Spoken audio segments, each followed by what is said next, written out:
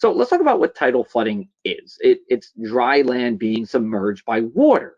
But the one misconception that everybody tells me all the time, and I want to just debunk this right off the top, is it's not caused by rain, or at least by rain directly. Rain could exaggerate flooding issues, but heavy rain alone is not going to cause coastal flooding. We'll talk more about that in a little bit.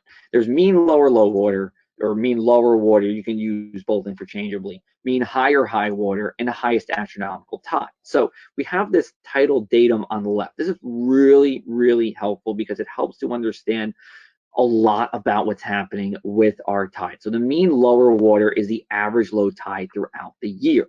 The mean higher high water is pretty much the opposite, the average high tide throughout the year.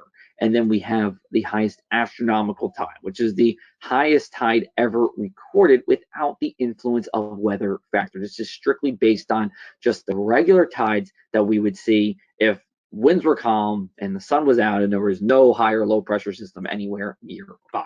Rain, again, has no influence on this. Look at this picture. This was from last year. This is in southern New Jersey. The sun's shining, but you got water on the ground. And we say it all the time. If you see flooded water, turn around, don't drown, because you don't know how high that water is.